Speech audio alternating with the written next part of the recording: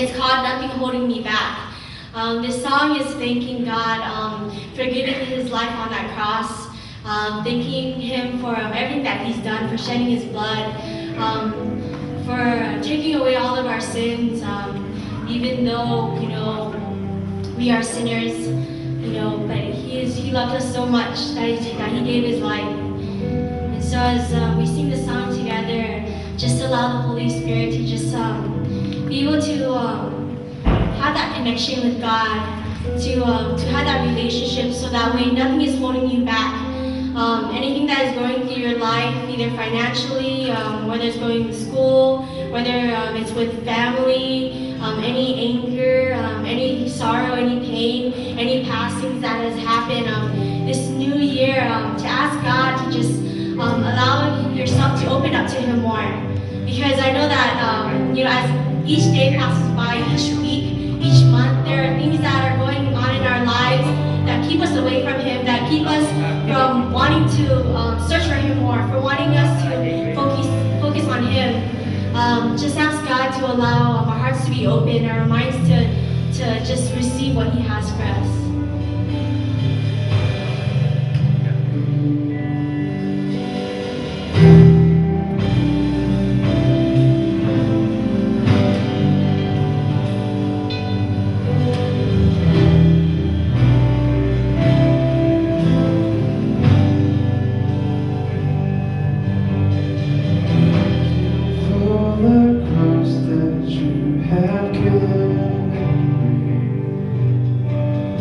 Thanking for the blood that was shed.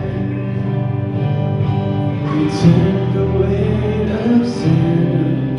on your shoulders and sacrificed your life so I could live.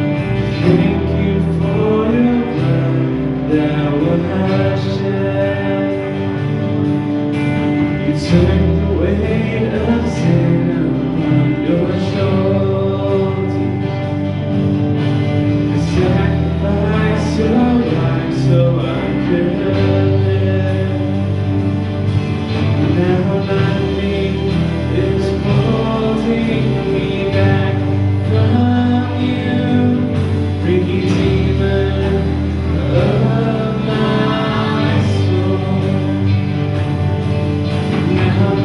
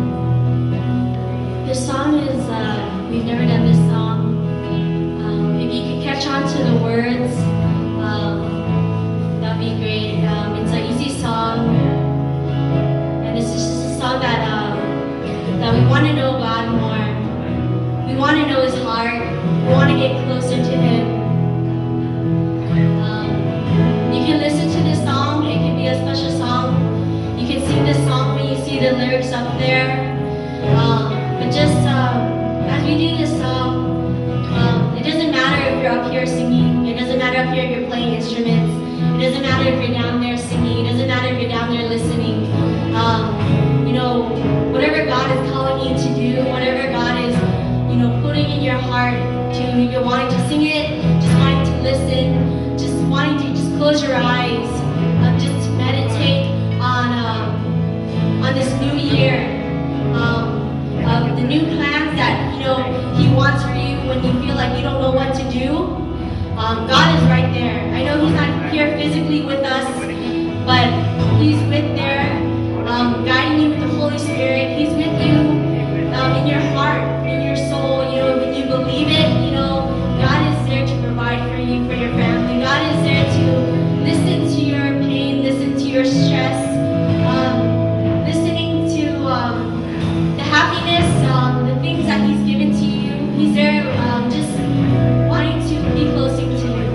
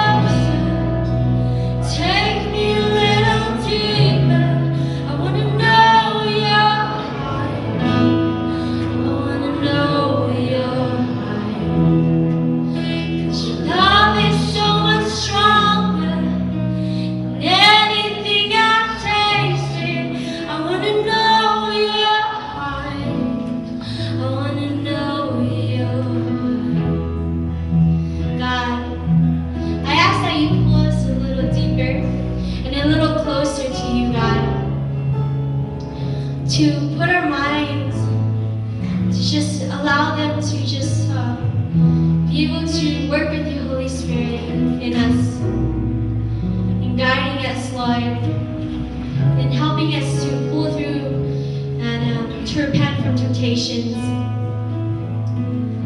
Your love is so great. Your heart is so kind and so pure. I know that everything that we do, I know that when we get angry at others, I know that when you see it, it's hurting you. I know that when we are sad and alone, and that we're crying and trying to reach out to you, God, that you are just wanting to be able to just open our eyes more, to be able to live for you, to not be afraid, to just lift up our hands, lift up our lives. I ask that you just help us to humble us this year, humble each and every individual, so that we can just be able to love others unconditionally,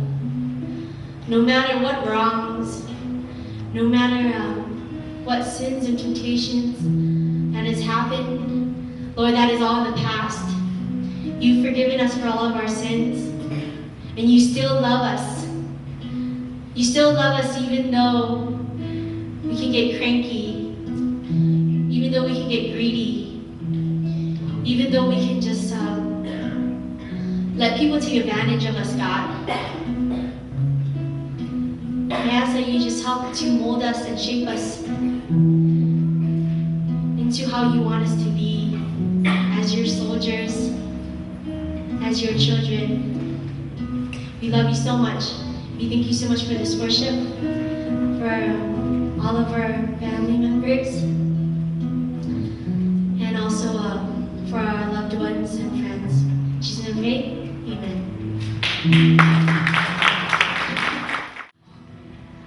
ทางประตูส่วนฟุ้งม้าในส่วนฟุ้งม้ากับคนที่ใส่เวทมนต์คาถาคนหลอกลวงพิษสายิงคนฆาตกรรมคนไหลประเทียมกับทุกๆคนที่หักความบ่จริงเหตุตามพวกเรานี่จะอยู่ภายนอกฝ่ายเฮาคือเยซูเฮาได้ใส่เทวดาของเฮาไปเป็นพยานเพื่อแสดงเหตุการณ์เหล่านี้แก่ทานสำหรับคริสตจักรทั้งหลายเฮานี่เป็นหากเขาและนอเสื้อของดาวิดเป็นดาวเพชรดวงใสหุ่นเมืองภายฝ่ายผู้วิญญาณและเจ้าสาวทรงกล่าวว่าเชิญมาให้ผู้ที่ได้ยินนั้นทูลมาเชิญมาให้ผู้หิวน้ำเข้ามาผู้ใดมีใจปรารถนาก็ให้ผู้นั้นมาหับน้ำสำหรับชีวิตโดยบ่ต้องเสียค่าอันใดพระเยซูคริสต์ทรงให้ชีวิตอันตลอดไปเป็นฟรีสำหรับพวกเราโดยนี้จะทำสำรวจเบิ่งว่าในปีนี้เฮามีหยังให้กับพระเจ้าอีกและว่าพี่น้องมีความมั่นใจในพระเจ้าหลายขนาดใดเนาะคือจะรับรางวัล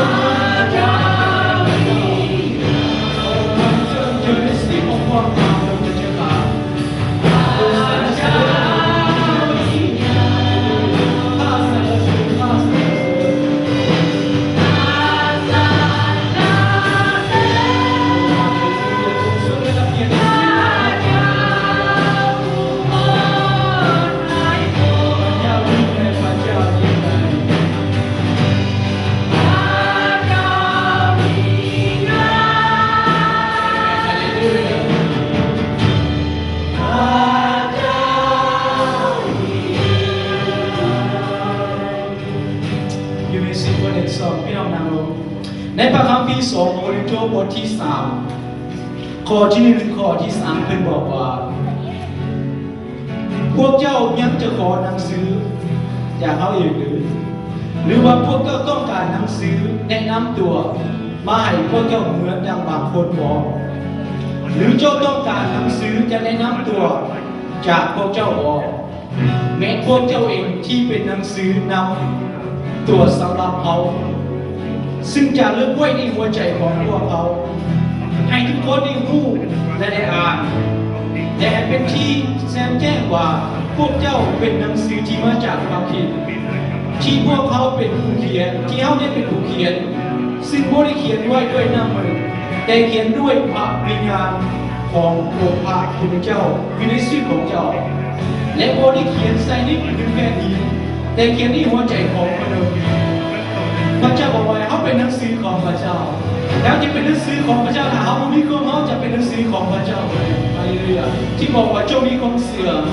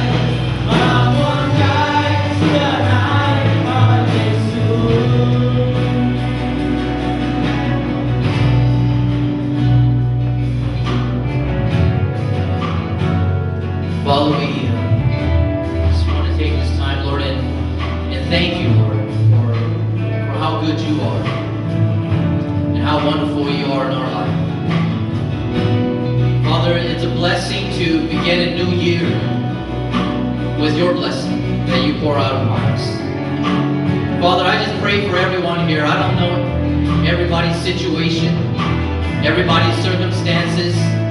But I pray, Lord Father God, that you would just look down and just see where they're going through and what they have in their life. And may they lift it up to you, God.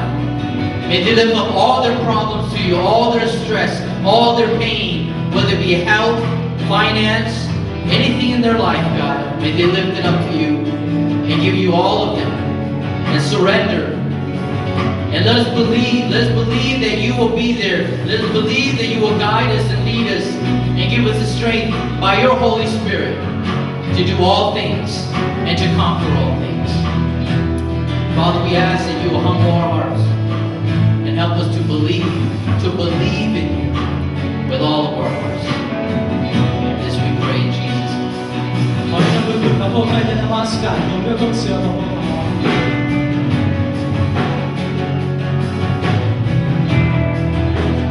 าพี่น้องเก็บหาพี่น้องบอกกับพระเจ้าพี่น้องเก็บพี่น้องบอกกับพระเจ้าจงมีความเชื่อเถิดฮาเลลูยาเอาลุกขึ้นแล้วบอกกับพระเจ้าผู้นี้เป็นแหล่งสูงสุดจงมีความเชื่อในพระองค์เถิดเอาเป็น บ่พี่น้องคือเห็นคนทั้งหลายอยู่ในทั่วโลกพี่น้องอธิษฐานตัวพวกคุณตัวความเสื่อมของจงมีความเสื่อมจะว่าจะเงื่อนเป็นตัวที่ทะเลคนจะเกิดแอคซิเดนต์อะไรแต่ด้วยความเสื่อมเอาอธิษฐานตัวพวกคุณอธิษฐานเพื่อรัฐบาลอธิษฐานเพื่อพวกเราทั้งหลายพี่น้องฮาเลลูยาอธิษฐานเพื่อคนหลายที่เก็บที่บ่สบายมีความเสื่อมหน่อยเดียวเอาเองกันนะสัตว์ของเสื่อมเดินจะตามลูกไปฐานเพื่อว่าใส่ยันก่อนจะเดินจะตายอาจารย์เพื่อว่าใส่ยันที่บ่สบายเพื่อหลายคนอีกลงแล้วกันส่งสัมพันธ์ลงเพราะว่าเป็นความหมายของเสื่อมเสื่อมเสื่อมฮาเลลูยา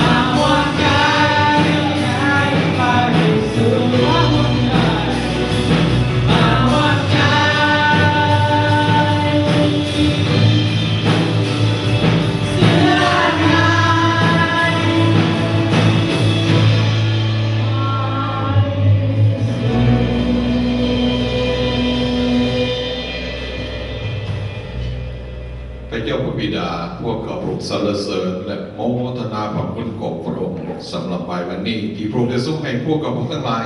ได้เข้าอยู่ซ่อมพระพักตร์ของพระองค์เพื่อจะกราบนมัสการพระองค์ขอพระองค์เจ้าได้ทรงโปรดเพิ่มเติมความรู้ความเข้าใจความเชื่อทุกอย่างให้กับพวกข้าพระองค์ทั้งหลายเพื่อพวกข้าพระองค์จะได้ก้าวเข้าสู่ฟ้าใหม่ปีใหม่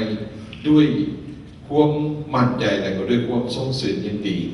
ในวันนี้ขอพระองค์เจ้าทรงสถิตอยู่กับพวกข้าพระองค์ทั้งหลายและอวยพรพวกข้าพระองค์ทุกๆคนในพระนามของพระเยซูคริสต์เจ้าอาเมนก็ไม่จะให้หมอขอในบทเทศนาในมื้อนี้ว่าเดินไปกับพระเจ้าในปีใหม่ So the topic today is walking with Jesus in the new year. พวกเขายังอยู่ในความรู้สึกอันใหม่ๆเพราะว่าปีใหม่ของเรามาถึงพวกเขาได้เพียงแต่18 มื้อ Yeah, we are still in the new year condition because only 18 days passed. แต่ละปีใดโยมมีหลายอย่างที่เกิดขึ้นแล้วก็เปลี่ยนแปลงในชีวิตเราและก็ในโลกที่เราอาศัยอยู่ด้วย So every year things changes in our life and in the world. บางอย่างนั่นก็เป็นเรื่องราวที่เคยเกิดขึ้นมาแล้วและก็บางอย่างนั่นก็เป็นเรื่องที่บ่คาดฝันที่ได้เกิดขึ้น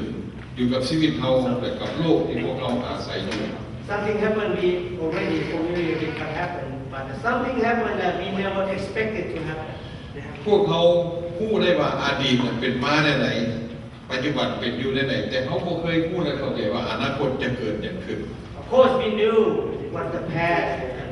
present time, and we don't know what our future แต่ comes. สำหรับพวกเขาผู้ซึ่งเป็นคริสเตียนเป็นลูกของพระเจ้าพวกเขาบ่เพียงแต่รู้จักอดีตและบ่เพียงแต่รู้จักปัจจุบันแต่พวกเขายังรู้จักอนาคตโดยที่เขาอ่านศึกษา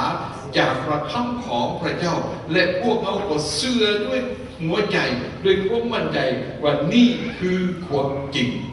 So as a Christian, we are children of God. So we not only knew the past, the present, and we already know the future by reading the Bible. God already told us in the Bible. อยู่ในโลกของพวกเขานี่มีอยู่3อย่างที่พี่น้องจะตัดสินใจเชื่อและก็ติดตาม In our world, there's the three things you have to decide to believe and follow. 3 อย่าง 3 คน 3 ประเภทนัมเบอร์ Number one, เขาจะเชื่อและก็ติดตามความคิดความเข้าใจว่าคำสอนหรือที่เป็นของมนุษย์ So number one, we can decide to believe what our human thought and lead us what to do. หรือเขาจะพากันดำรงชีวิตเชื่อและปฏิบัติตามคำสอนของซาตาน So all we can spend our life and to live our lives and listen and follow the same. 3. เขาจะเชื่อและปฏิบัติตามคำสั่งสอนขององค์พระผู้เป็นเจ้า Number 3, we can believe and follow Jesus Christ our ดัง God. นั้นในการดำรงชีวิตของพวกเขาบอกว่าปีเก่าก็ดีไม่ว่าจะปีใหม่ก็ดีทางเลือกของมนุษย์ก็มีอยู่3ทาง It doesn't matter the past and believe in heaven. We have 3 ways of choice. มนุษย์ก็พยายามที่จะช่วยเหลือกันพยายามที่จะค้นคิดซอกหาคำตอบให้กับชีวิตแล้วก็แบ่งปันซึ่งกันและกันด้วยเหตุนี้ความคิดของมนุษย์จึงอาศัยการเดาหรือการคาดคะเน So humans try to help each other for the listen and to follow through the best way of our life. So therefore, individual have to find a way to lead us. ส่วนซาตานนั้นก็บ่ต้องสงสัยหน้าที่ของมันก็คือเฮ็ดทุกวิธีทางเพื่อจะหลอกจะลวงจะตัวจะยั่วจะนำมนุษย์เฮาให้เฮ็ดผิดและก็ให้ต่อสู้พระเจ้า So for the Satan try to withdraw us go to his way to against our God Jesus Christ. ส่วนพระเจ้านั้นก็มีแต่อยากจะบอกอยากจะเตือนอยากจะสอนให้พวกเขาได้รู้ได้เข้าใจด้วยความรักด้วยความเมตตาที่มาจากพระองค์ So for our God Jesus Christ, only one try us to understand more and more for love that from him. พวกเขาซึ่งเป็นมนุษย์ก็จะต้องเลือกที่จะเดินทางตามบุคชีวิตใน3ชีวิตนี้ So for us humans need to choose the way to follow one of the 3 things, 3 ways. สำหรับพวกเขาผู้ซึ่งเป็นคริสเตียนเขาเลือกที่จะดำรงชีวิตติดตามองค์พระผู้เป็นเจ้าบ่ว่ายามใดเวลาใดก็ตาม For us as a Christian, we already decided to follow and believe and faith in Jesus at all times. พระคำของพระเจ้าที่มาถึงพวกเขาในมื้อนี้ก็พบอยู่ในเอเฟโซบทที่5ข้อที่1ถึงข้อที่2 ข้อ So God's words come us to this afternoon is from Ephesians chapter 5, 1 and 2. เหตุฉะนั้นท่านทั้งหลายจงเป็นผู้ดำเนินชีวิตตามแบบอย่างของพระเจ้าเหมือนเป็นบุตรที่ทรงหักและจงดำเนินชีวิตด้วยความหักเหมือน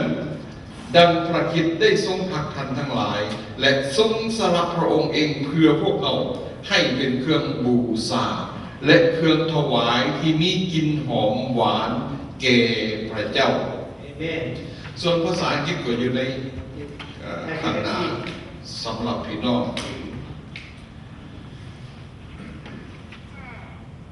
การดำรงชีวิตของพวกเขาในปีใหม่ในฟ้าใหม่บ่ว่าจะเป็นปีนี้หรือปีต่อไปดังที่ข้าพเจ้าได้บอกพี่น้องไว้ว่าชีวิตก็คือกับการเดินทาง So as we live our life as a Christian, doesn't matter this year and next year, the life is just like a travel. ผู้ที่นำทางก็มี3คนดังที่บอกไปแล้วคือมนุษย์ซาตานและก็พระเจ้า So the tour guide for you to follow have 3 different things: human, Satan, and God. และก็หนทางที่เขาจะเดินตามไปข้างหน้าเบิ่งเหมือนว่ามีอยู่2เส้นด้วยกันอ้างตามมาครับของพระเจ้าและก็มีอยู่2ทางถึงแม้ว่าจะมีว่ามี3เป็นผู้นำในที่นั้นแต่เมื่อเขาเบิ่งในพระคัมภีร์ของพระเจ้าเห็นว่าอย่างน้อยมี2ทางที่เขาจะเดินตาม According to the Bible, there are at least 2 ways that for us to walk into. เพราะว่ามนุษย์จะต้องมนุษย์เขาเป็นผู้ตัดสินใจทั้ง2ทางนั้นก็คือของซาตานกับของพระเจ้ามีแต่เท่านั้น So we humans have to decide the 2 ways between sin and God. ด้วยเหตุนี้มีครั้งหนึ่งผมยังมีโอกาสได้เขียนเป็นคำขวัญนี่ไว้ก็ได้ทดลองกับพี่น้องดุลแล้วผมว่าผู้ใดยังยืนได้บ่ One time I wrote a poem, I don't know if you remember. ในโลกนี้มีทางอยู่สองสายยังอยู่ได้อยู่บ่ In this world, have two ways. มีแต่คนอยู่ได้กันที่อย่างนี้ Anyone remember? อย่าลืมนะเพื่อนๆตรงนี้ว่าฟังนะเอาไงอีกทีนึงในโลกนี้มีทางอยู่สองสายแล้วพ่อๆกันมั้ย In this world, there are two ways. ต้องยกมือขึ้นแบบนี้มีทางอยู่สองสาย Two ways. ปลายมันเป็นบอนที่เขาจะเสายัน At the end, we will เวลา reach. บอกว่าปลายมันเป็นผู้จะปลายบอกปลายก็คือในที่สุด Yeah, at the end. เราต้องเรียนมือรีบแนวๆปลายมันเป็นบอนที่เขาจะเสายัน At the end, we will reach. ยาหวังยาหวังเราต้อง No hope. สมมติว่าเราไม่อยากขอว่า Oh, em thấy cái bằng lưới ở đây đâu. ยาหวังในทางพ่วง Don't hope in the right way. ลวงตาเดิน Illusion. ได้ Easy to walk. ไหมอย่าหวังในทางพ่วงลวงตาเดินง่ายๆเดินสบายแต่ตอนปลายเขาบอกว่าเดินสบาย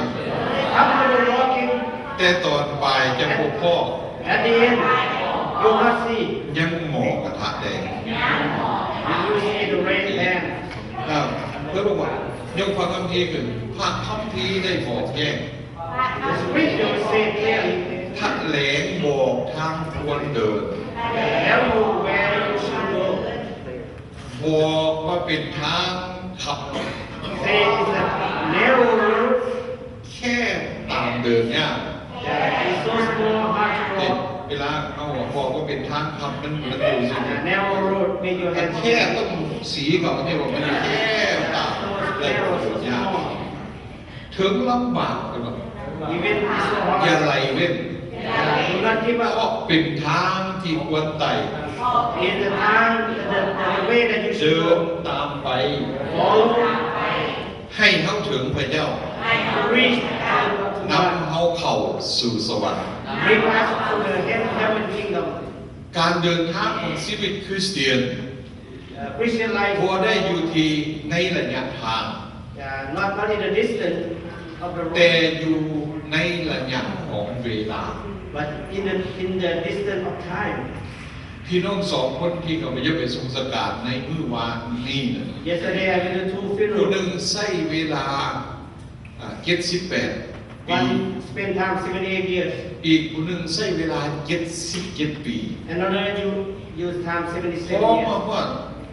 ระยะนี้ทั้งสองก็บอกว่าพอแล้วไป So ต่อ up ก็ to ได้ this แล้ว point they both say that's enough. มื้อเช้านี้กับโยนำลงกับแสวงอยู่ในห้องเรียน This morning I talked to Sabek in the room. เพิ่นก็ถามกับพระเจ้าว่าไอ้พอมือเศร้าหรอ He asked me, how's your hand? พระเจ้าก็บอกว่ามันก็กำแน่ที่ยังได้อยู่แต่ว่าคือที่ไปตึกเวียดยากต่อไปนี่เพราะว่ามัน It's okay, but from now on it'll be harder to fish. โอ้เวลาจับเบ็ดแล้วมันต้องได้จับแน่นๆหลายโอเคแต่แสวงบอกว่าสำหรับน้องนี่มันปวดอยู่แต่คอเลยมันแล้วพวกปวดได้เดือนนึงมันปวดมาหลายปีแล้ว But his wife say, I don't just hurt my ear, but it's hurt for a long time. แล้วเราก็บอกว่าจับมือใดมันสิซักดาวตลอด He say, I don't know what happened to you, Lord. โอ้มาที่ได้บอกพวกเขาแต่ละคนมีปัญหากันคนละแบบ You know, all of us, each individual have different problems. แล้วปัญหาของพวกเขาแต่ละคนก็บ่เหมือนกัน And our problem is not the same. ลูกบอลกับอาจารย์มีปัญหาตาคล้ายๆกัน Lukon and I have an eyes problem, same. แล้วก็สิ่งที่ลูกบอลบ่มีนั่นคือคอผมจะสภาพไปเอามาที่คื But อ Lukon doesn't have joint issue. แล้วก็บางคนก็เก็บนั่นปวดนี่คือปัญหาของชีวิต This is a life problem. You heard here and there. พี่น้องผู้บอกว่าสิ่งเหล่านี้พี่น้องสามารถที่จะใส่เข้าไปเป็นมิตรกับทุกคนในเริ่มต้นว่าโอ้ยข่อยเก็บนี่นั่นข่อยก็เก็บด้วยกันเลย You can use this excuse to be friend of one another. แต่ว่ามีสิ่งหนึ่งที่พวกเขาจะต้องเตรียมไว้นั่นก็คือเตรียมคำพระธรรมคำสอนของพระเจ้า One เมื่อ thing you need to prepare is the พอ gospel. เขามีโอกาสได้ลงกับคนเหล่านั้นเมื่อเป็นกันเองแล้วก็สวยโอกาสที่จะเล่าให้ฟังถึง ถึงความเป็นจริงที่จะเกิดขึ้นกับอนาคตที่เขากำลังจะเดินก้าวไปสู่ด้วย You can share the news from the Bible with those people who say that the ห future รือ is our อีก destiny. อันนึงนอกจากที่เป็นสุขภาพทางกายไม่อย่างที่เขาเวลาเขาเว้าไปแล้วคนจะสนใจ So one thing besides the physical body, what is it when we talk เพ people ราะเรื่องเศรษฐกิจหรือว่าเรื่องเวียกการงานผู้บางคนพอเริ่มต้นว่าโอ้ยผมมักนายคนนั้นผมมักนายคนนี้ผู้บางคนก็จมเหตุการณ์หลายปีเขาก็ขึ้นเงินเดือนให้อยู่เนาะแล้วก็ผู้บางคนก็เอามาอวดว่าปีนี้ก็ได้โบนัสอยู่สิแต่ละคนก็เมื่อว่าถึงเรื่องเศรษฐกิจก็จะมีชีวิตที่แตกต่างกัน Yeah, we also difference about economy, personally at คือ home. พี่น้องรู้บอกว่าอีกอันที่3ที่พี่น้องเริ่มต้นเข้าถึงเรื่องความสัมพันธ์ So number 3, เพ just ราะว่า talk ความไป about มีหมู่มีครูคนหนึ่งอยู่บริษัทหรืออยู่โรงงานหรือว่าความสัมพันธ์ระหว่างผัวเมียเริ่มต้นเมียก็เป็นแบบนั้นผัวก็เป็นแบบนี้พอเริ่มต้นแล้วก็เองก็เป็นคือกันหมดเลย when you communicate about family issue, you also say, oh, me too. นี่เป็นมันเป็นเรื่องที่เกิดขึ้นกับชีวิตของพวกเขาอยู่บ่เศร้าบ่ผ่าน This is the issue that we cannot avoid. แต่สิ่งสำคัญ Most ใน important. ในปีใหม่ในฟ้าใหม่เขาจะต้องรู้ว่าเขาจะเดินก้าวหน้าไปอย่างไรในชีวิตของพวกเขา Important in the new year, you must understand and set your point, your goal, where you're going to go into. อยู่ในพระคัมภีร์ตอนนี้บอกว่าเหตุฉะนั้นท่านทั้งหลายจงเป็นผู้ดำเนินชีวิตตามแบบอย่างของตามแบบอย่างพระเจ้าเหมือนเป็นบุตรที่หักของพระองค์ในฐานะที่เขาเป็นคริสเตียนแบบอย่างตัวอย่างที่ดีที่มีในพระคำของพระเจ้านั่นก็คือพระบุตรที่หักของพระองค์คือองค์พระเยซูคริสต์ In the scripture says a good example to live our life is to do as Jesus Christ. เมื่อพระองค์ทรงมีชีวิตอยู่ในโลกนี้พระองค์ได้กระทำทุกอย่างตามพระมหาบัญชาตามคำสั่งขององค์พระผู้เป็นเจ้าทุกประการ So when Jesus was on earth, he followed every single word from God. และก็บางอย่างที่เพิ่นเฮ็ดน่ะเป็นสิ่งที่เพิ่นบ่อยากเห็นเลย So sometimes something that he did, he didn't want to do it. ในฐานะที่เป็นมนุษย์น่ะเพิ่นบ่อยากเห็นเลย As a human, he doesn't want to do it. พี่น้องยังจำได้ไหมมีครั้งหนึ่งเพิ่นอธิษฐานองค์พระเยซูคริสต์ได้อธิษฐานอยู่ที่สวนเกสมานี So you remember one thing that Jesus ถ้า prayed. เป็นไปได้ขอให้โจกนี่เลือนจากกันด้วยท้องนะครับ So he said, if possible, please เว remove ลา this นั้น cup from me. องค์พระเยซูคริสต์ได้ทรงประกาศตัวได้ชี้ให้พวกเขาได้เห็นว่าในเวลานั้นเพิ่นมหาศาลเป็นมนุษย์อย่าง 100% เพิ่นเป็นมนุษย์เหมือนดังพวกเขาเจ้าไว้ So at that time, Jesus declared he's as a human as us, everyone ผู้ there. จักย่านผู้จักกลัวผู้จักเจ็บผู้จักปวด He has fear, has illness, and everything just like human. ถึงแม้ว่าพระองค์ทรงเป็นพระเจ้าพระคำของพระเจ้าบอกว่าเพิ่นสงวนความเป็นพระเจ้านั้นไว้แต่มหาศาลเป็นมนุษย์ 100% So he was God, but he separated that God as เหตุผลนั้นก็เพื่อจะเป็นตัวอย่างที่ดีให้กับพวกเขาได้พากันเดินตามห้อยพระบาทของพระองค์ So he became the good example for us to follow him. ถ้าพระเยซูเป็นทางเอาความเป็นพระเจ้ามาเป็นตัวอย่างในชีวิตของพวกเขา If Jesus had bring his real life as a God to us, แล้วพวกเขาที่เป็นมนุษย์ก็พยายามที่จะเฮ็ดให้เหมือนกับองค์พระเยซูคริสต์ as all humans try to make ourselves to become God, just ดำรง like ชีวิตเหมือนกับพระองค์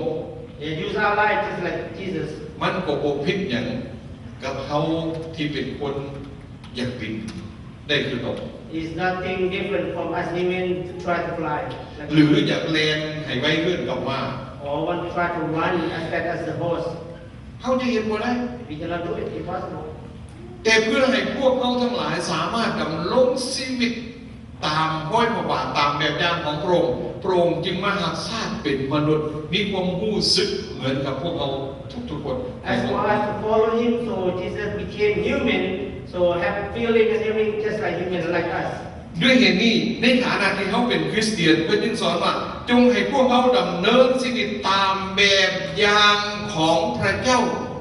นั่นก็คือตามแบบอย่างขององค์พระเยซูคริสต์ So therefore, as human, need to follow, live our life just like Jesus when he was on และ earth. เหตุผลที่เขาจะต้องดำรงชีวิตตามแบบอย่างของพระเจ้าก็เพราะว่าพวกเขาเป็นลูกของพระเจ้า The reason we need to do so because we are his children. หากเขาหากยังปล่อยตัวของพวกเขาให้เป็นลูกเอาซาตานเป็นพ่อบุญธรรมเขาก็จะดำรงชีวิตเป็นเหมือนกับซาตาน If we allow Satan to become our stepfather, we will follow the same way. พี่น้องยังจือได้บทอยู่ในหนังสือโยฮันในบทที่ You remember in John chapter 8 องค์พระเยซูคริสต์ได้ทรงกล่าวเอาไว้ว่า 8, Jesus said as follows. เพิ่นบอกกับพวกฟาริสีบอกว่าพวกท่านอย่าเฮ็ดเหมือนพ่อของพวกท่านและในที่นี้เพิ่นโปร่งทรงหมายถึงซาตาน So Jesus spoke to Pharisees. และ Don't เขา be like your อยาก father. เฮ็ดอย่างเบิ่งอยู่ในข้อที่40ตั้งแต่30ก็ไปเขาทูลตอบว่าอับราฮัมเป็นพ่อของพวกเขาพระเยซูคริสต์ทรงกล่าวกับเขาว่าถ้าท่านทั้งหลายเป็นลูกของอับราฮัมแล้วท่านก็จะเห็นในสิ่งที่อับราฮัมเห็นแต่วันนี้ท่านทั้งหลายหาโอกาสที่จะฆ่าเขาผู้ใดได้บอกถึงความจริงที่เขาได้ยินจากพระเจ้าการอย่างนี้อับราฮัมบ่ได้เห็นท่านทั้งหลายเห็นตามสิ่งที่พ่อของพวกท่านเห็นเขาจึงทูลตอบว่าพวกเขาบ่ได้เกิดมาจากการดิ้นสู้พวกเขามีพระบิดาองค์เดียวคือพระเจ้าพระเยซูทรงกล่าวต่อเขาว่าถ้าพระเจ้าเป็นบิดาของพวกท่านพวกท่านแล้วท่านก็จะหักเขาเพราะเขามาจากพระเจ้าและมาถึงที่นี่เขาบ่ได้เฮ็ดตามชอบใจของเขาเองแต่พระองค์ได้ทรงใส่เขามาเหตุฉะนั้นพวกท่านจึงบ่เข้าใจในคำบอกของเขานั่นเป็นเพราะพวกท่านทนฟังถ้อยคำของเขาบ่ได้ท่านทั้งหลายมาจากพ่อของพวกท่านมีใจอยากเฮ็ดตามความปรารถนาของพ่อท่านมันเป็นผู้ฆ่าคนตั้งแต่เดิมมาแล้วและพอตั้งอยู่ในความจริงเพราะในตัวมันก็มีความจริงเมื่อมันเว้าตัวมันก็เว้าตามสันดานของมันเองเพราะเป็นผู้ตัวและเป็นพ่อของการตัว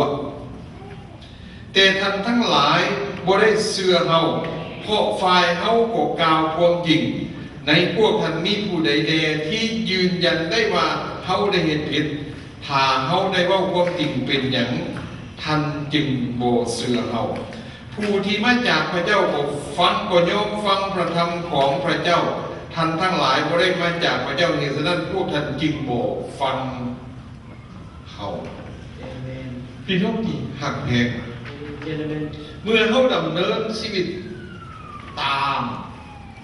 พระเจ้าตามแบบอย่างของพระองค์เขาควรจะยึดเอาพระเยซูคริสต์นั้นเป็นโมเดลสำหรับชีวิตของพวกเขาทั้งหลาย if we follow Jesus' way, the Jesus is our example to follow. ในพระคัมภีร์มีคำแนะนำมีอย่างมากมายเกี่ยวกับการดำรงชีวิตตามพระเจ้าและตามน้ำพระทัยของพระองค์ In the Bible, have so many things, many ways for us to follow Jesus. ถ้าพี่น้องจะเบิ่งละเอียดพวกเขาจะต้องแยกกลับคืนมาในเอเฟซัสในบทที่ If you want to see more details, come back to Ephesians 4พี่ chapter น้องจะ 4. เห็นอยู่ในข้อที่17บอกว่าเหตุฉะนั้นข้าพเจ้าขอยืนยันและเป็นพยานในนามขององค์พระผู้เป็นเจ้าว่าตั้งแต่นี้ต่อไปท่านทั้งหลายอย่าดำเนินชีวิตอย่างคนต่างชาติอย่างคนต่างชาติที่เขาดำเนินกันนั่นคือด้วยใจโง่อันหาประโยชน์บ่ได้ So in the scriptures say that do not spend your life or use your daily ความ life. หมายในที่นี้น่ะคนใดก็ตามที่ดำรงชีวิตที่บ่เหมือนกับพี่น้องชนชาติอิสราเอลในเวลานั้นคือเขาเชื่อและไว้วางแก่ในพระเจ้าก็กลายเป็นคนต่างชาติสำหรับคนอิสราเอล So back then in Israel, if you don't believe and follow Jesus, you will believe in other group of people. นี่แสดงมาทางเขาทั้งหลายหากบ่อยู่ในพระเจ้าพระคำของพระเจ้าบ่อยู่ในทางของพระเจ้าเขาก็อยู่ในทางอีกของผู้หนึง เหมือนดังที่องค์พระเยซูกล่าวพระเยซูได้กล่าวถึงนั่นก็คือทางของซาตาน So if you disobey Jesus, so you follow the other side. มันมีอยู่แต่เพียงสองทางเท่านั้น Only two ways. แต่สำหรับทางของพระเจ้าจะต้องเป็นทางที่บริสุทธิ์ So the God's way is the holy way, สวยงาม beautiful, และปลอดภัยสำหรับชีวิตของพวกเรา and safe for our lives. การที่เขาจะดำรงชีวิตติดตามพระเจ้าไปในทางนี้เอาแบบอย่างขององค์พระเยซูคริสต์จะเห็นในชีวิตของเขาบริสุทธิ์เช่นเดียวกัน If we follow Jesus, obey Jesus, ส our วย lives งามด้วย are holy และปลอดภัยด้วย and safe. ด้วยเหตุนี้ชีวิตคริสเตียนจะต้องเห็นชีวิตของตนเป็นชีวิตที่บริสุทธิ์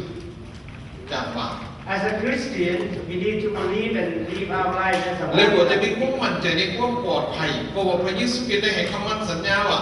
เมื่อเขาเชื่อในพระองค์ไว้วางใจในพระองค์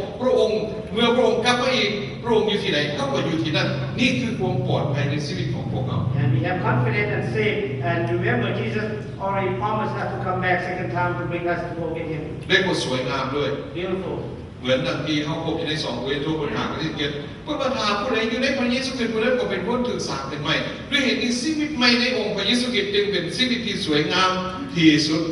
สำหรับเราและก็สำหรับคนอื่น In Scripture, Corinthians says we believe in God, we have new life, and new person, new way, new soul.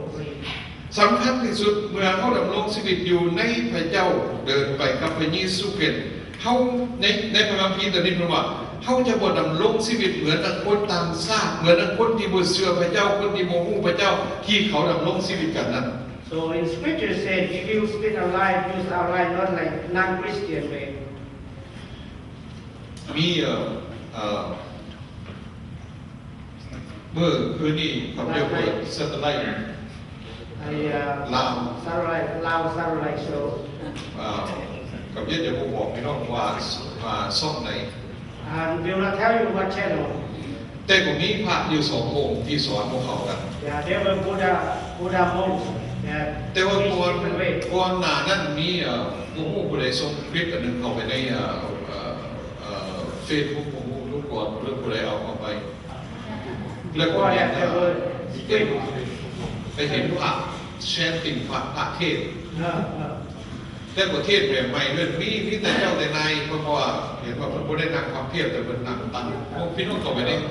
เฟซบุ๊กพี่น้องนี่ okay, or high class audience. ถ้าไม่ยกหัวจน I laugh out loud. พี่น้องพากันเบิ่งอะไรกันอาจจะเป็นวิธีเทศแบบใหม่ของเพิ่นเขาไม่ยกหัวเคยเห็นนะเพิ่นเทศไปนะ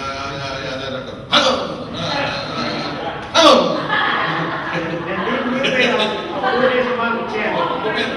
ก็มีเห็นองค์เดียวก็ไม่เห็นหลายองค์ First, only one monk start, and then the rest do the same. แปลกเพราะว่าเรา It's so funny, strange. Never saw that แต่ before. แต่สิ่งที่กับเยอะอย่างเราพี่น้องฟังว่ามีพระ2 องค์ที่โทรศัพท์เข้ามา So there was someone call in that show ของเพิ่น during the program. องค์หนึ่งผมจริงเพิ่นก็ว่าถือแต่ว่าเป็นสิ่งที่คนทำบ่ได้ So one thing he said, some right, but people cannot accept that. แล้วก็เลยกล่าวหาว่าพระองค์นี้จะต้องเป็นคอมมิวนิสต์แน่นอน So they thought this Buddhist monk is a communist. และส่วนอีกองค์หนึ่งนี่ว่าปรากฏว่าทุกคนทำได้ So everyone says people can accept what he said. องค์ที่ทำบ่ได้เนี่ยเพิ่นเว้าแบบนี้เพิ่นว่าคนเฮานี่เชื่อศาสนาพากันไปวัดไปบ้านแล้วบางทีได้ไปคุ้มไปกราบเป็นนกฮูกเคารพและแต่บ่เคยฟังคำสอนขององค์พระสัมมาสัมพุทธเจ้าเพิ่นว่า So one monk said that people go to the temple to worship the statue, and they don't listen to the teach from the great Buddhist monk. แต่อีกเหตุผลที่เพิ่นเล่ามาก็บ่ยังบ่ฮู้ว่าเป็นหยังอาจจะเป็นเพราะว่ามีฮูกเคารพอยู่ที่วัดที่บ่ฮู้อยู่วัดไหนแต่ถูกที่เป็นลักไปบ่หรือว่ารัฐบาลมอบให้กับคนต่างชาติแล้วพวกเกิดปรากฏว่าเฮ็ดให้พวกเพิ่นเกิดความบ่พอใจนี่คือสิ่งที่กับเยาได้เริ่มต้นเห็นแต่ยังบ่ได้เข้าใจแยกมันเป็นอย่างเกิดขึ้นเนาะแล้วอีกพวกนึงก็ห่วงใยผู้เคารพที่ถูกลักไป So I'm not clear what happened. There's one temple, they lost a statue. I'm not sure if the government sent it to someone or we don't know who took the statue. เนี่ยแต่อีกผู้หนึงก็เลยบอกว่าอันคือเขาลากไปแล้วก็บ่เป็นหยังสำคัญที่สุดให้เขาสำรวมใจในคำสอนนั่นคืออีกผู้หนึงได้กล่าวเลย So another monk said it's okay, it disappeared, someone took it, but make sure we concentrate on the word, the priest that spread Buddhist teaching. สิ่งสำคัญที่เหตุผลที่กับยกมาให้พี่น้องได้เห็นตัวอย่างในที่นี้นั่นก็คืออยากให้พวกเขาทั้งหลายใส่ใจเอาใจใส่ในการศึกษานักเรียนพระธรรมของพระเจ้า The reason I brought this up to you all is because one เพื่อพวกเขาจะได้รู้ว่าคำสอนนั้นถูกต้องที่แท้จริงขององค์พระเยซูคริสต์นั่นคืออะไร so to know the true lesson, the teaching from Jesus. เพื่อพวกเขาทั้งหลายจะได้ดำรงชีวิตอย่างถูกต้องตามน้ำพระทัยของพระองค์ So for us to live our lives to follow the Jesus way. เพิ่นบอกว่าให้เขาทั้งหลายดำรงถ้าเขาจะดำรงชีวิตไปกับพระเจ้าเขาจะต้องออกจากชีวิตแห่งความมืดมนมาสู่ความสว่างของชีวิต If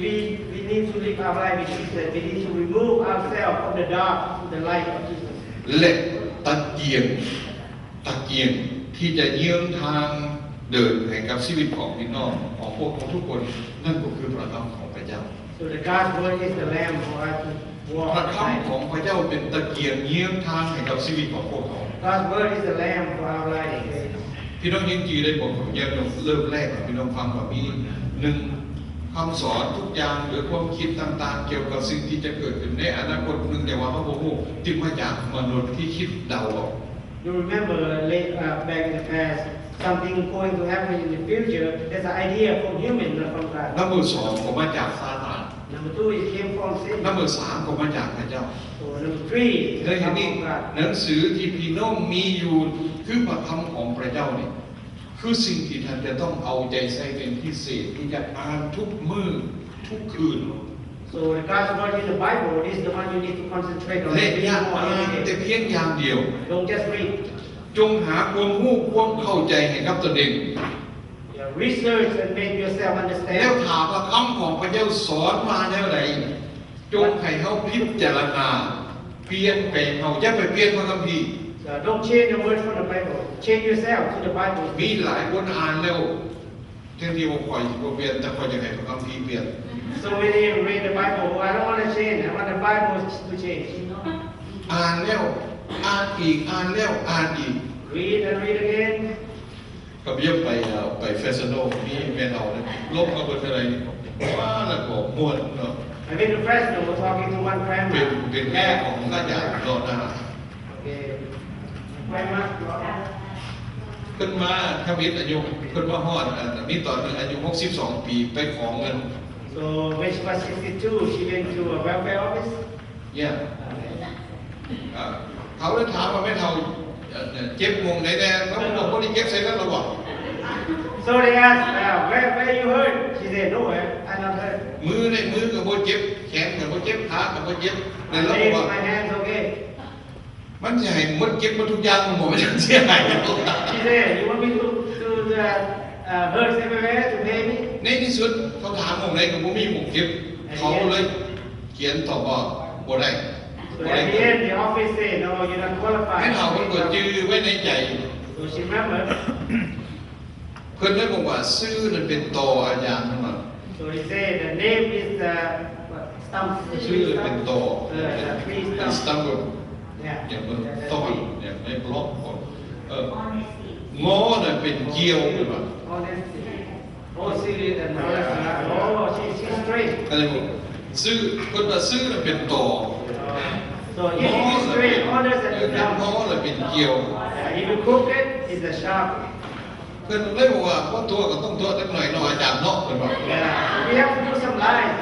พี่น้องฮู้ว่าเพิ่นเป็นนอกไหนมันนอกข้าพเจ้า So she asked me. ข้าพเจ้าก็ขึ้นไปเบิ่งถึงแย่แล้วเพิ่น So I asked her without thinking. I said, yeah. ขึ้นว่าแต่มันไม่เอากับเราจัง I don't realize that word, but she said. เพิ่นบอกว่าคันนั้น โบซื้อถึงขั้นเป็นตอนนะได้เงินตั้งแต่อายุ62 ปี Yeah, she said, even on honors straight, I would get my. แต่ว่าเดี๋ยวนี้ก็ขอบคุณพระเจ้าได้แล้ว Now I thank God, I received the welfare. เพื่อนบ้านในการดำรงชีวิตของคริสเตียนเฮาจะต้องอาศัยพระคำของพระเจ้า So we live our life as a Christian, we depend on the God's word in the Bible. จริงก็ให้ว่าจริงบ่จริงก็ให้ว่าบ่จริง And to be honest, true, say true. It's not. เพิ่นว่าแม่นก็ให้ว่าแม่น It's right, say ไม่ได้ right. เซ่ไหม บ่แม่นก็คือบ่แม่นไหม It's not to say no, it's not. เขาจะดัดแปลงบ่ได้พระคำของพระเจ้าเว้าว่าใดๆเขาจะต้องดำรงชีวิตไปตาม We cannot change whatever says in the Bible. We need to ก็ follow. บอกคนไหนก็ตามที่อ่านพระคำของพระเจ้าแล้วรู้ความผิดของตนเองแต่บ่ยอมเปลี่ยนแปลงชีวิตก็เหมือนกับเบิ่งหน้าตัวเองอยู่ในเวรแล้วเมื่อเห็นพวกสกปรกเปื้อนแล้วก็บ่ล้างบ่เสียออก Yeah, people who read the Bible and it means what you've done. It's just like a person who look at a mirror, see the dirt on the face and don't wash it นี่ off. นี่เมื่อพระคำของพระเจ้าสอนพวกเราว่าให้เขาดำรงชีวิตโดยยึดเอาพระเยซูคริสต์เป็นโมเดลเป็นแบบอย่างในชีวิตของพวกเขาก็จะต้องเบิ่งว่าพระเยซูคริสต์เป็นดำรงชีวิตแบบไหนเมื่อเวลาคนนี้ชีวิตอยู่ในโลกเพื่อเขาทั้งหลายจะได้เจริญพอยตามทางของพระองค์ So as Christian, we need to live our lives just when Jesus was on earth and follow in the อยู่ Bible. ในเอเฟโซในบทที่4นี่เหมือนว่าเพิ่นเว้าด้วยความกระจ่างแจ้งเพื่อชี้ให้พวกเขาทั้งหลายชี้แจงให้พวกเขาทั้งหลายได้รู้และได้เข้าใจในการดำรงชีวิตอันถูกต้องตามน้ำพระทัยของพระเจ้า Look at Ephesians chapter 4. This is how they teach us to live our ข้าพเจ้า lives. จะบอกอธิบายแต่ข้าพเจ้าจะขออ่านให้พี่น้องฟัง I'd like to read for you. เหตุฉะนั้นข้าพเจ้าจึงขอยืนยันได้เป็นพยานในพระนามขององค์พระผู้เป็นเจ้าว่าตั้งแต่นี้ต่อไปท่านทั้งหลายอย่าดำเนินชีวิตเหมือนอย่างคนต่างชาติตามที่เขาดำเนินชีวิตนั้นคือด้วยใจโง่อันหาประโยชน์บ่ได้ โดยที่ความคิดของเขามืดมนไป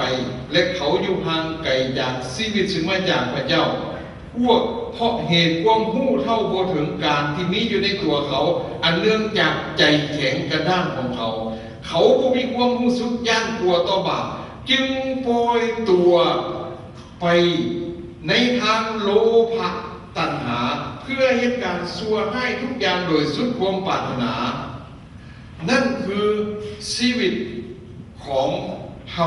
เมื่อเฮายังบ่ฮู้จักกับพระเจ้าเฮาดำรงชีวิตไปด้วยความมืดมนเฮาปล่อยชีวิตของเฮาไปตามความปรารถนาตามใจของเฮาเองเฮาบ่ย่านกลัวต่อบาปเพิ่นว่านี่คือคำอธิบาย แต่หลังจากที่เฮาทั้งหลายเป็นคริสเตียนเป็นลูกของพระเจ้านี่คือชีวิตของคริสเตียนและลูกของพระเจ้าเพิ่นว่าได้ก่อนที่จะถ้าแม้นพวกท่านได้ยินถึงเรื่องของพระองค์แล้วและได้ทำคำสั่งสอนเรื่องของพระองค์ตามความจริงที่มีอยู่ในพระเยซูคริสต์แล้วพวกท่านจงถอดถิ่นสภาพมนุษย์คนเก่าของตนซึ่งคู่กับชีวิตเดิมนั่นเสียที่กำลังเสื่อมสูญไปสู่ความตายตับตัณหาอันหลอกลวงนั้นและจงให้วิญญาณจิตของท่านทั้งหลายถูกทรงตั้งขึ้นใหม่ Amen. Basically, เมื่อเขาทั้งหลายเป็นลูกของพระเจ้านั่นคือสิ่งที่เขาจะควรจะเห็นและก็ปฏิบัติตาม we now children of God, we need to follow as Jesus said. อย่าลืมในที่นี้เพื่อนบอกว่าพวกท่านจงถอดเขาจะต้องถอดถิ่นสภาพมนุษย์คนเก่าที่คู่กับชีวิตเดิมนั่นเสียที่กำลังเสื่อมสูญไปสู่ความตายตามตัณหาที่หลอกลวงนั่นเขาต้องมีบางคนว่าเวลาเขาถอดพากันถอดผิดเอาตัวเก่าทิ้งเอาตัวใหม่ทิ้งเอาตัวเก่าไว้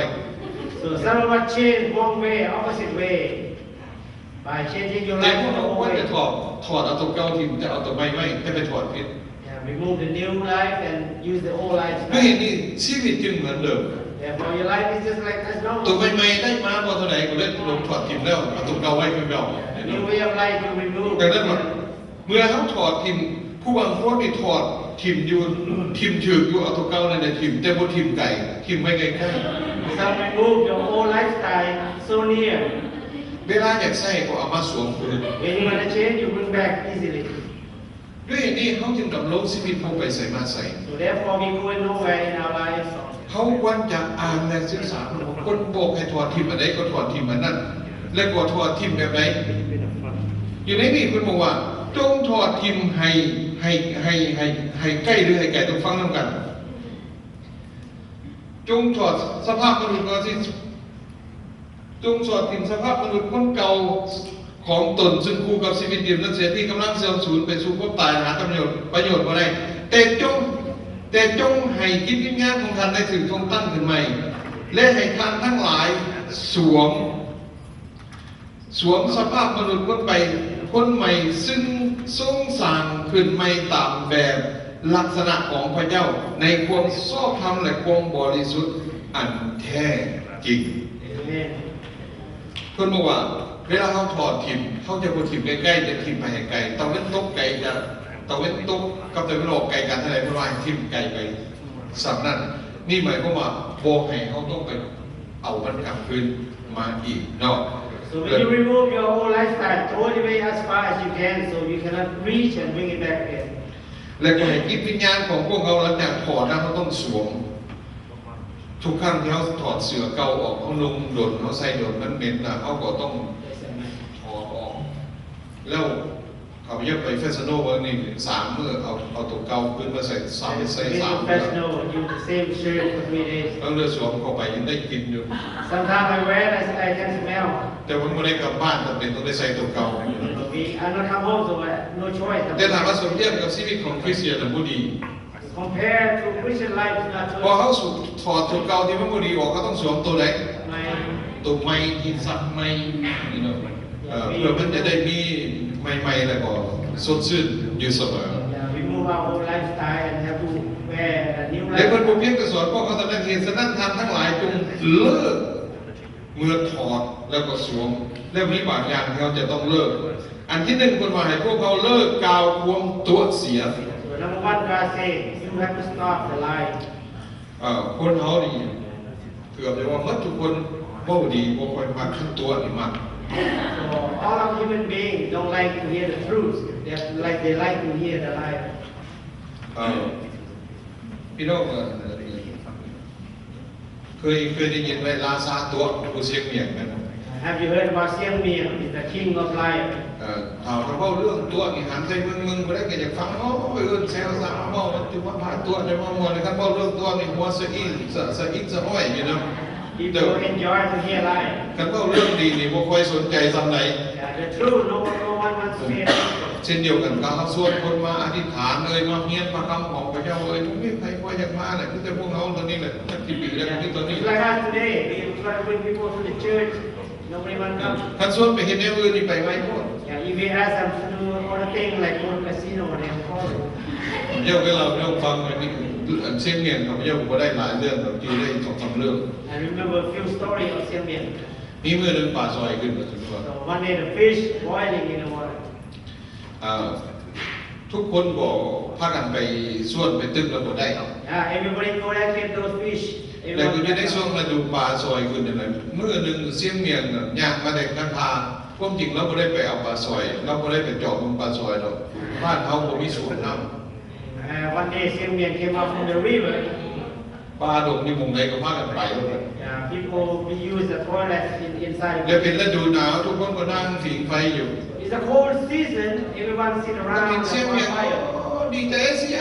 ย่าเข้าไปมาตัวไปฟังแน่เหมือนว่า People say, Xiang Mian, don't go yet. Come back here live. เสียงเมียนโอ้ยตัวเดี๋ยวคนไม่เวลาตัวปลาซอยก็ลังขึ้นแล้วว่ะ Oh, I have no time to lie for you to hear. พอแล้วเรา Fish ผมมา coming ตัว out right ฟัง now. ในย่างปุ๊บๆๆก่อนในบ้าน So he went on. He's พวกที่ very ผิงไฟอยู่ง่อยทิมบอกไฟสะได้ไปหาคู่หาเบิ่งแล่นลงไปทั้งทางทุกคนไปปลา People ซ who อย stays around the bonfire get up and ran to the river. พอบ่เห็นหัวปลาซอย See no fish. พอไปส่วนพุ่นแล้วเลยบ่เห็นโอ้ยแต่งูเสียงเมียนตัว So later on they found out Xiang Mian lied to them again. ถ้าเล่าเรื่องตัวนี่ผู้ว่าเราเป็นคนนักตัวยังสัตว์ยังฟังเรา So they already know he can lie for sure. They still follow. แต่สำหรับพวกเขาก็ถึงว่าความเป็นจริงเขาสิเว้าเนี่ยได้ก็บ่ค่อยมีใครฟังเขาไปบอก So as we say the truth, no one wants to believe us. แต่แนวใดก็ตามฟังหรือบ่ฟังก็ตามหน้าที่ของเขาคือนำเอาคำของพระ เจ้านี้ไปยังคนทั้งหลายเพื่อคนเหล่านั้นจะได้รู้จักกับพระเจ้าและจะได้เข้าใจในหนทางอันแท้จริงของชีวิต Regardless, listen or not, we need to bring good news to all those people who have non-Christian. เพื่อคนนั้นจะได้ถอดทิ่มสภาพมนุษย์คนเก่าแล้วก็สวมสภาพมนุษย์คนใหม่เข้าสู่ชีวิตของตน For those people to remove their lifestyle and get a new life to เพิ่นบอก them. ว่าจงเลิกกล่าวคำตัว He said, stop lying. ทุกคนจงกล่าวความจริงต่อเพื่อนบ้านของตน Everyone needs to say the truth to your neighbors.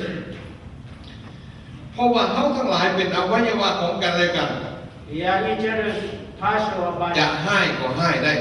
Can be angry, แต่อย่าให้อยู่จนกลัวตะเว้นตกดิน but don't be angry till the sun sets. และอย่าปล่อยโอกาสให้กับมาร Don't allow any opportunity for sin to come ถ้า to ไป your life. เจ้าไปพบกับครอบครัวหนึ่ง One family. ผิดกันอันนี้ผมอ่านมาพี่ก่อนนี่ให้ฟังแล้วว่าผมเป็นตะเว้นนั่นวันตะเว้นตกดินเล่มตกมันอยู่คนละห้องได้เกือบ3 อาทิตย์แล้วว่า Come to this point of the Bible, yeah, even the sun's not set yet, we already พวกจริง celebrate. ว่าคำของพระเจ้าสอนพวกเขาไว้อย่างถูกต้อง Actually, the ใน word ขณะที่พวกเขามีปัญหากันเขาต้องซอกหาวิธีที่จะถูกต้องปรองดองกันให้ไว้เท่าที่จะไว้ได้ we have problems with among ourselves, we need to find แน่นอนว่าเวลาเขาบ่ถูกต้องปรองกันจะต้องมีผู้หนึ่งที่ผิด So, of course, between the fight, one person is wrong. แต่พวกเขามักจะบอกว่าเป็นน้ำเจ้า Yeah, but for us, say because of you. เจ้าก็บอกว่าเป็นน้ำข่อย You say because of me. ข่อยก็บอกว่าเป็นน้ำเจ้า I said no because of เจ้า you. ก็บอกว่าเป็นน้ำข่อย You said แล้วบ่มีผู้ใดยอมผู้ใด no one ในที่ back สุด up. ก็ผิดกัน At the end, we fight. แต่ถ้าพวกเขาเตะต่างคนต่างยอมซึ่งกันและกัน But for us, if we both one step back,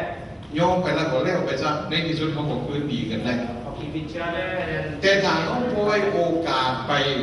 ก็จะมักจะมีมือที่สาม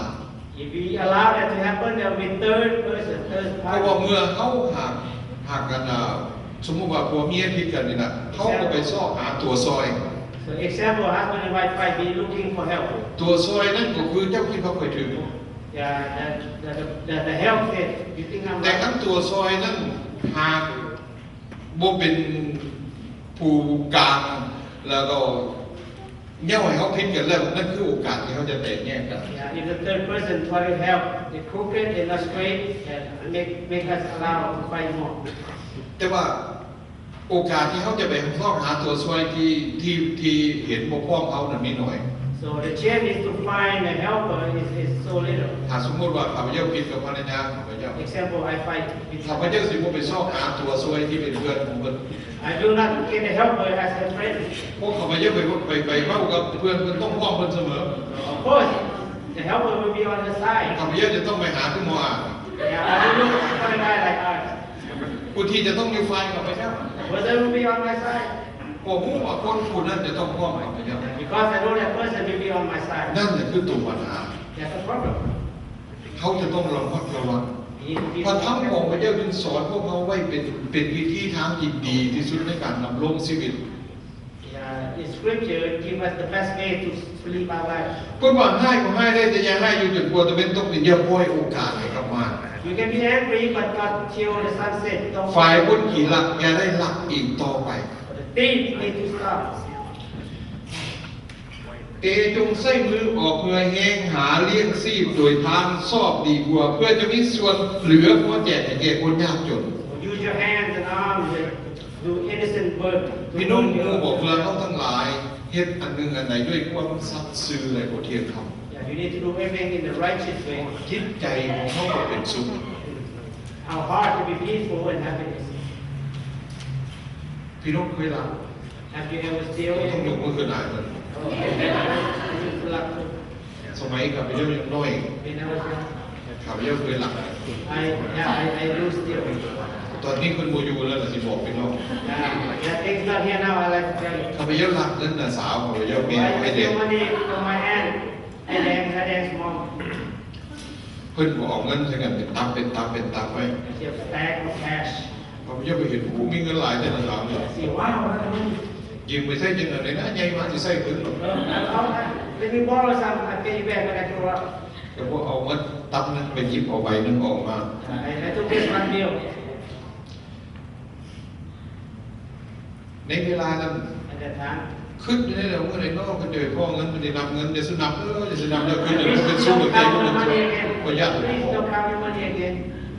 เมื่อเขาเห็นผิดเขาบอกมีความรู้สึกบ่ค่อยดีในชีวิต When we done wrong, we feel guilty in our life. ด้วยเหตุนี้ว่าเขามันหลักเพราะว่าจะหลักเล็กหลักน้อยหลักหน่อยหลักหลายจึงว่าเป็นสิ่งดีสำหรับเขาบ่เห็นให้เขาเป็นสุข So being a thief, steal, being a small. และเขาสร้างความทุกข์ให้กับคนอื่นด้วย Yeah, and also we make hard. เมื่อเขาไปแล้วเขาที่เห็นไอ้คนนั้นขาดเขินหรือคนนั้นต้องใช้เวลาที่จะซอกหาเป็นวุ่นๆวายๆอยู่นั่น If we steal, that person will try to find what they lost. ด้วยเหตุนี้จึงเขาว่าหลักจึงบ่ดีหลักอะไรบ่ดี Therefore, the thief is not good. เขาจะว่ามีพี่น้องคนมงมีไม่ดีนี่พี่น้องมงนี่ประเพณีนึงถ้าจะได้ลูกได้เมียมันต้องไปรักเอา So in the Lao Mong, they have custom. If you want your partner or your spouse, you หลาน need to go steal หลาน it. สาวพระเจ้าของดวงอรีเพิ่นมีสามีเป็นคนมง My wife has a niece, her husband has a เพิ่น Mong. เล่าให้ฟังว่ามีมื้อหนึงแม่เฒ่านึงฮู้ว่าเดี๋ยวนี้มีชายลงมาจีบลูกชายของตัวเอง So the mother knows that the guy tried to hit on her daughter. แต่ละมื้อได้มันก็มักไปจีบลูกสาวกับลูกชายมื้อใดมันก็ไปนอนอยู่ห้องเยี่ยมบ่ยากว่าหมอแฟนเพิ่นจะมาลักเอา So each night she would stay by the window to protect her daughter from stealing. มื้อหนึงเพิ่นแฟนก็นัดกันบอกว่าให้เจ้ามาเด้อบ่สินอนอยู่ห้องเยี่ยม So one day they make a date with the boy to come. ปรากฏว่าแม่ก็ไปนอนอยู่ก่อนหลังแต่ละมื้อเนาะ So obviously the mother always there by หมอ the นั้นมาก็เห็นว่าโอ้นี่แม่ถ้ามีคนมานอนก็อุ้มไปเลย So when the boy comes home, it's her, so carry her and walk away. หลังจากไปฮอดเมื่อนั้นไปเบิ่งมันบ่เป็นผู้สาวแล้วเป็นแม่ผู้สาว So when he went home, he opened up the face, it was a nurse mom. แล้วเราบอกว่ามึงเอากูมาแล้วมึงต้องเอากู And he said, you bring me, you have to be my husband. ผมว่ามีเรื่องจริงอะไรแต่นี่เป็นเรื่องคน I'm not sure it's a true story, but their custom, Lao ดัง custom. นั้นคำว่ารักจึงบ่ดี Therefore, thief is not good. เขาจะรักของใครก็บ่ดี Don't steal from anyone. อย่าให้คำหยาบซ่าออกมาจากปากของพวกเราจะเถื่อ Don't allow foul language to come out from your แต่ mouth. จงใช้คำดีซึ่งเป็นประโยชน์ให้เจริญขึ้น Use good words from your mouth to make yourself grow up. คำนี้เป็นคำที่ถูกต้อง It's the right words. เมื่อเขาด่ามีพี่น้องคนหนึ่งเป็นไทยบ้านเดียวกับคนพระเจ้า There's one person from my hometown เพิ่นมีลูกไทย has a daughter-in-law. แต่ว่าสามีนั้นเสียชีวิตไปแล้ว But the husband passed away already. แต่เมื่อได้ลูกไทยเป็นอเมริกัน So the American girl has a daughter-in-law.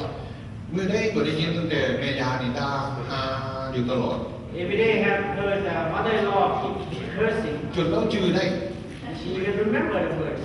เพราะเรื่องด่านี่นางอเมริกานี่ด่าภาษาลาวนี่บักฆ่าพวกพี่หานี่เก่งกว่าคนลาวอีก So this American girl cursing better than เพราะ Laotian ว่าเขาจื้อ because she remember.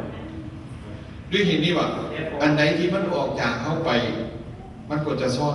กลับคืนมาสู่ตัวเขา So anything that came from us, it will ดัง return นั้น to ว่าเขา yourself. จะต้องหลีกเลี่ยงสิ่งเหล่านี้ให้ได้ Yeah, so we need to avoid this action. เมื่อเขาหาก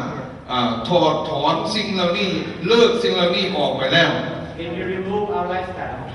มีสิ่งหนึ่งที่เขาจะต้องเฮ็ดนั่นก็คือคนบอกว่า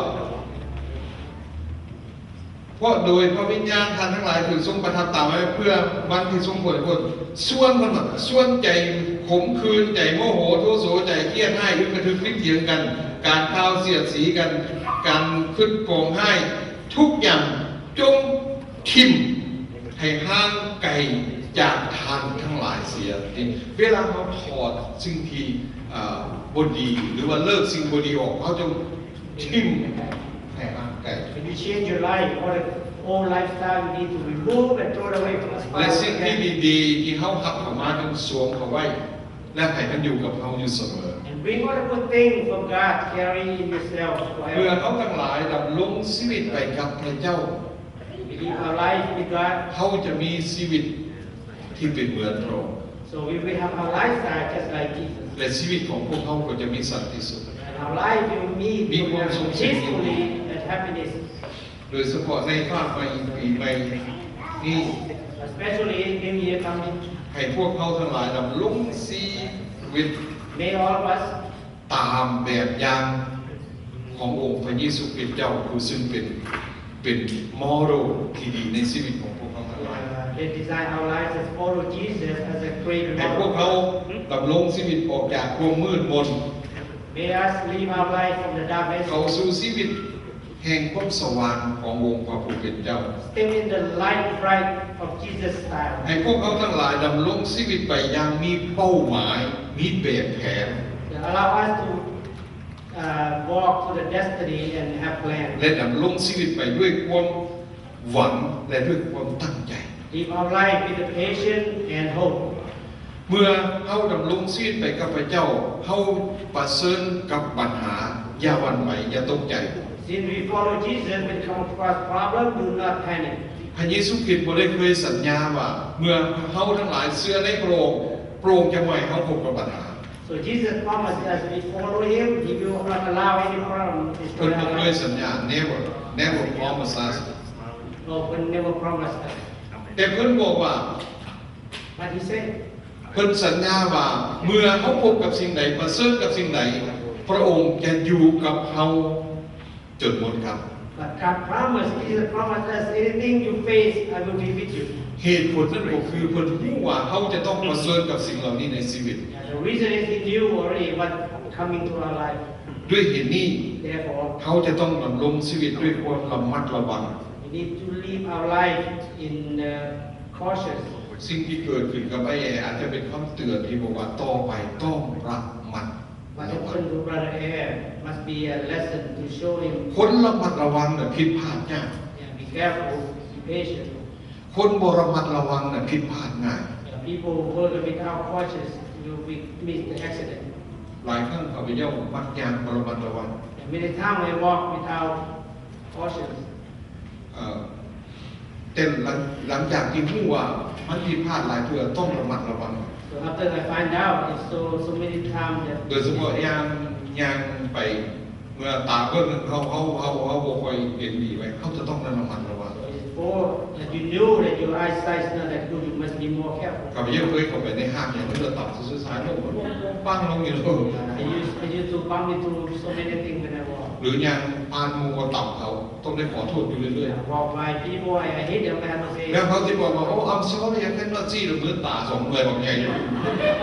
most my eyes were open, but I cannot see. ดังนั้นถ้าเป็นมันต้องรับตากันไว้ว่า I'm sorry I cannot see So that's why I have to close my eyes and say, oh sorry, I didn't see.